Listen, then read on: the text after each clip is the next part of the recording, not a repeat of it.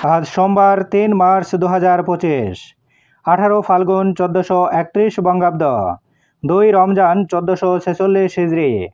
জানিয়ে দেব আজকের দৈনিক আমার দেশ পত্রিকার শিরোনামগুলো। মিথিলা অপর্ণাকে অবৈধ সহযোগিতা পররাষ্ট্রের। বেআইনিভাবে তাদের কূটনৈতিক পাসপোর্ট পরিবর্তনের অনুমোদন দেন সাবেক পররাষ্ট্র সচিব মাসুদ বিন মোমেন। অন্তর্বর্তী সরকার দায়িত্ব নেয়ার কয়েক ঘন্টা আগে ফাইল অনুমোদন করা হয়। বিষয়টি সংশ্লিষ্ট কর্মকর্তারা খতিয়ে দেখবেন, বললেন পররাষ্ট্র সচিব। মুক্ত পরিবেশে রমজানে এবার মুসলিম সংস্কৃতির নবজাগরণ। রমজানকে স্বাগত জানিয়ে আলোকসজ্জা সাংস্কৃতিক অনুষ্ঠান। ৫ বছর পর বায়তুল মোকাররমে সরকারি ব্যবস্থাপনায় ইফতার। জুলাই বিপ্লবে গণহত্যা নিয়ে জাতিসংঘের প্রতিবেদন ১। রাজনৈতিক নেতৃত্বের নির্দেশে মানবাধিকার লঙ্ঘন। রমজান প্রতিদিন আত্মশুদ্ধি, সংযম ও ইবাদতের মাস। এবার ব্যতিক্রমী স্বাধীনতা পুরস্কার আলোচনায় যারা।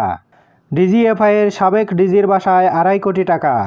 প্রকৌশলীর অনিয়মে রোগ নির্ণয়ে অচলাবস্থা। শহীদ সোহরাওয়ার্দী হাসপাতাল। বসে আছে ৬০ কোটি টাকার যন্ত্র।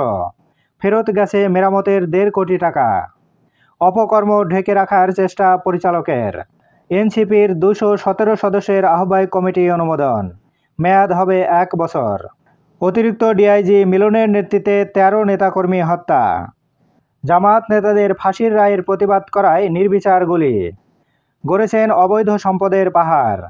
কালো টাকা সাদা করতে স্ত্রীর নামে ব্যবসা। মানুষের পাশে দাঁড়ানোর শিক্ষা দেয় রমজান। ইফতার মাহফিলে তারেক রহমান। যানজট ঠেলেই প্রথম রোজায় চকে ইফতারি কিনতে মানুষের ঢল। রোজার আগেই চাঙ্গা প্রবাসী আয়। প্রতিদিন দৈনিক পত্রিকাগুলোর শিরোনাম জানতে লাইক, কমেন্ট এবং সাবস্ক্রাইব করুন।